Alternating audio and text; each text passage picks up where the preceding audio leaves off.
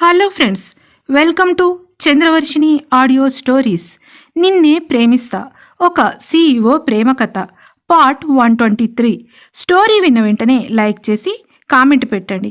అలాగే first time నా ఛానల్ని చూస్తున్న వాళ్ళు ఎవరైనా ఉంటే దయచేసి వెంటనే సబ్స్క్రైబ్ చేసుకోండి. Thank you. ఇక మనం స్టోరీలోకి వెళ్ళిపోదాం. అక్కడికి వచ్చిన విజయ్ ఈ విషయం ఏంటో తాతయ్యకు ముందే తెలుసా, అంటే తన మైండ్లో మెదులుతున్న కొన్ని సీక్రెట్స్ ఈరోజు రివీల్ అవుతాయేమో అని మనసులో ఆశ్చర్యంగా అనుకుంటాడు. తర్వాత ఏమైందో ఇప్పుడు చూద్దాం. కృష్ణమూర్తి మాటలు విన్న రమేష్, రవిచంద్ర అండ్ ఉమేష్ ఇద్దరు తండ్రి వైపు చూస్తారు. నాన్నగారు, వీళ్ళు దేని గురించి వచ్చారో మీకు తెలుసా అని అడుగుతాడు ఉమేష్. చిన్నగా నిట్టూర్పు విడిచిన కృష్ణమూర్తి, అది మీకు తెలుసు, మీరు మర్చిపోయారేమో, నేను గుర్తు చేస్తే ఇదా అని ఆశ్చర్యపోతారు అని అంటాడు కృష్ణమూర్తి. ఆయన మాటలు విన్న ఫ్యామిలీ మెంబర్స్ అందరూ కృష్ణమూర్తి గారిని చూస్తూ ఉండిపోతారు. ఏంటి నాన్న ఇది, ఇంత సస్పెన్స్లో ఉంచుతున్నారేంటి, అసలు విషయం ఏదో చెప్తే బాగుంటుంది కదా అని విసుగ్గా అంటాడు ఉమేష్. స్వప్నిక కూడా అదేంటో అర్థం కాక అలాగే ఆగిపోతుంది. ఇంతలో కృష్ణమూర్తి గారి ఫోన్ రింగ్ అవడంతో ఫోన్ లిఫ్ట్ చేసిన ఆయన, హలో, గుడ్ మార్నింగ్ హరిప్రసాద్ గారు, బాగున్నారా? రండి రండి, మీకోసమే చూస్తున్నాం.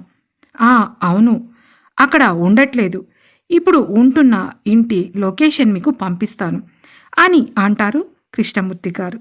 ఆయన పేరు విన్న రమేష్, నాన్న ఇప్పుడు ఆయన ఎందుకు వస్తున్నారు అని ఆశ్చర్యంగా అడుగుతాడు. రవళి కూడా అనుమానంగా చూస్తుంది. ఉమేష్ మాత్రం ముఖం చాలా సీరియస్గా పెట్టుకుంటాడు. దీప, విజయ్, స్వప్నిక, సింధు ఒకరి ముఖాలొకరు చూసుకుంటారు. అందరూ కూర్చుని ఉండటంతో అప్పటి నుండి నిలబడే ఉన్న స్వప్నికను చూసిన కృష్ణమూర్తి, రామ, అలా ఎంతసేపు నిలబడతావు, నువ్వు కూడా ఇలా విజయ్ పక్కన వచ్చి కూర్చో, నీకు కూడా మన ఆస్తి వివరాలు తెలియాలి కదా అని అంటాడు.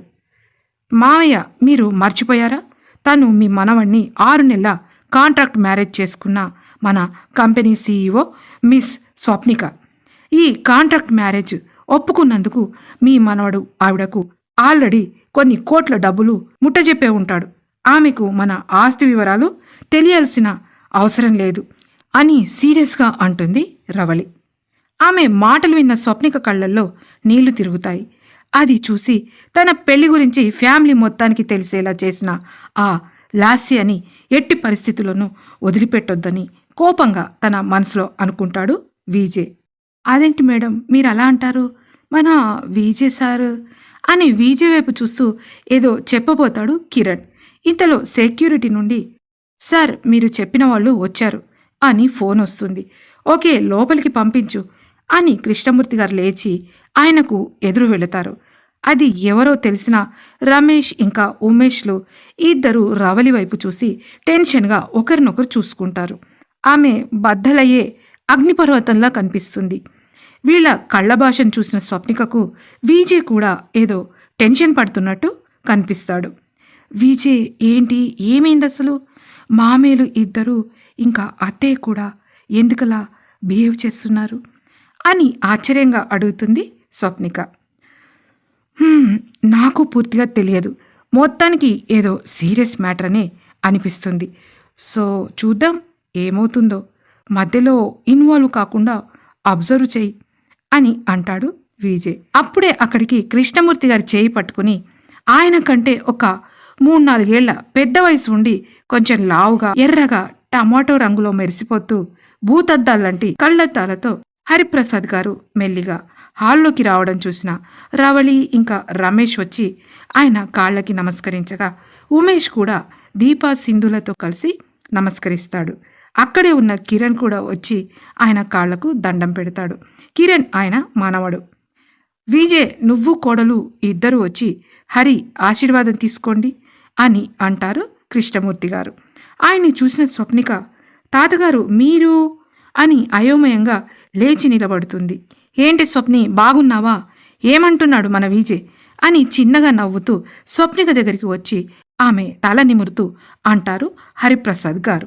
అక్కడ ఏం జరుగుతుందో అర్థం కాక అందరూ తెల్ల మొఖాలు వేసుకుంటారు. కానీ హరిప్రసాద్ గారు మాత్రం నవ్వుతూ వాళ్ళందరినీ చూస్తూ, ఏం మనవడా, ఆశీర్వాదం వద్దా? చాలా చిన్న వయసులోనే బిజినెస్లో మీ తాత, నాన్న, బాబాయ్లని మించిపోయిన నువ్వు ఇంకా పైకెదగాలంటే మాలాంటి పెద్దవాళ్ళ ఆశీర్వాదం తీసుకుంటే మంచిది అని నవ్వుతూ అంటారు. వెంటనే విజయ్, స్వప్నికలు ఇద్దరూ ఆయన కాళ్లకు నమస్కరిస్తారు.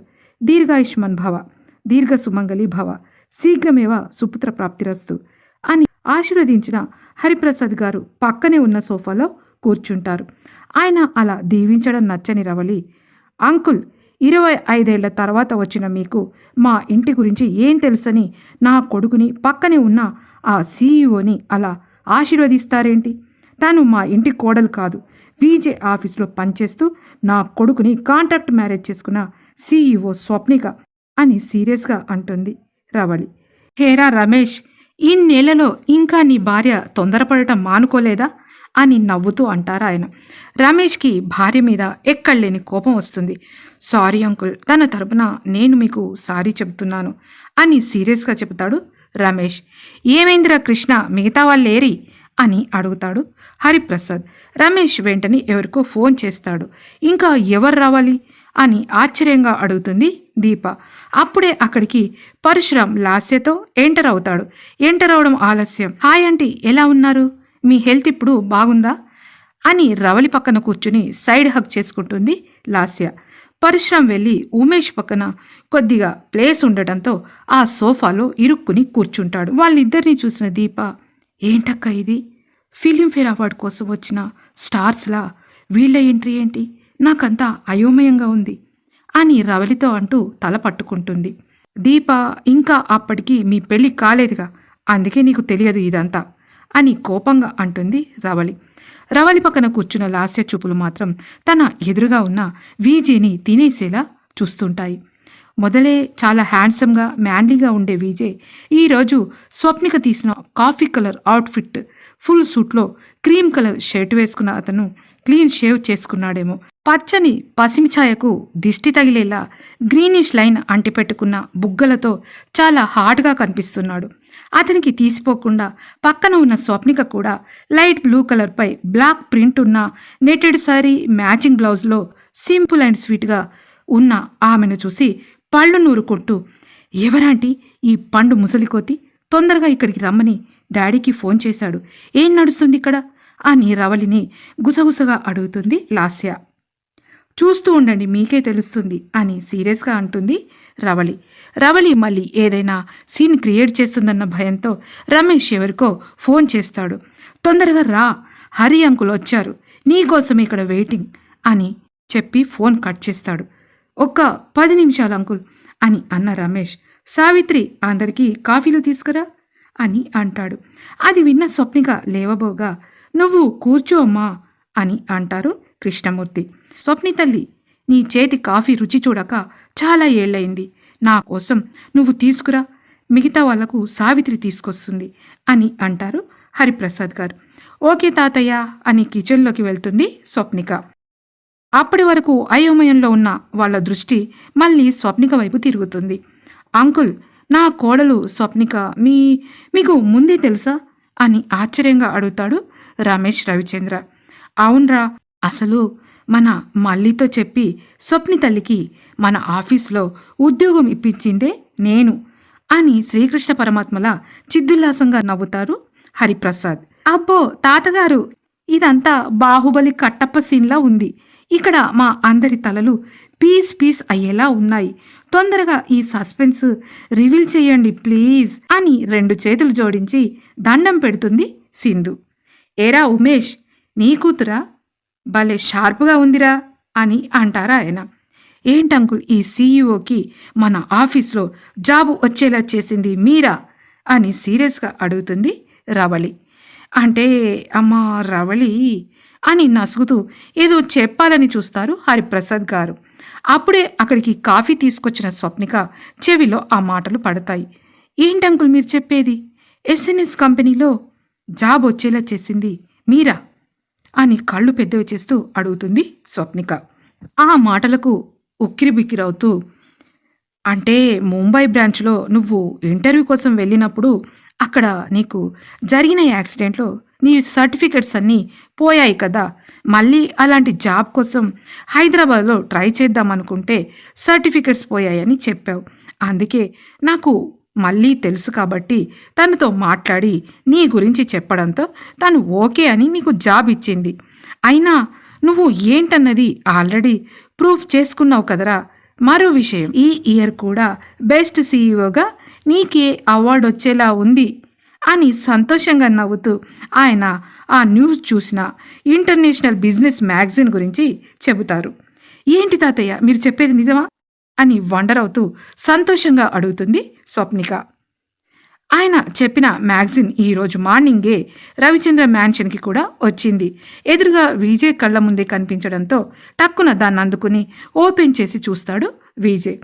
వావ్, సూపర్ స్వప్ని, తాతయ్య చెప్పింది నిజమే, అడ్వాన్స్ కంగ్రాట్స్ అని ఆమెని గట్టిగా హగ్ చేసుకుని ఫోర్ హెడ్పై ముద్దు పెడతాడు విజయ్. ఆ అవార్డు రావడం ఎంత కష్టమో తెలిసిన వాళ్ళవడంతో రవళి లాస్యాలు అసూయతో రగిలిపోగా అందరూ ఆమెని అప్రిషియేట్ చేస్తారు. దీప స్తబ్దంగా ఉండిపోతుంది. పరశురామ్ మాత్రం కోపంగా కుతకుత ఉడికిపోతాడు. Oh congrats Swapnika, you are great. ఈసారి అవార్డు రావడం వల్ల నువ్వు హ్యాట్రిక్ సాధించావు. నిజంగా నువ్వు మా ఇంటి కోడలు అయినందుకు వీఆర్ సో లక్కీ అని అంటారు కృష్ణమూర్తి గారు. అప్పుడే అక్కడికి వచ్చిన మల్లిక ఆ హంగామా అంతా చూస్తూ, హాయ్ ఎవ్రీవన్, ఏంటి చాలా సంతోషంగా ఉన్నారు, ఏంటా న్యూస్ చెబితే నేను వింటాను కదా అని నవ్వుతూ అంటుంది.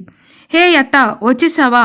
నువ్వు రావాల్సింది రేపు కదా, ఒక రోజు ముందే వచ్చావేంటి అని ఆశ్చర్యంగా అడుగుతాడు విజయ్.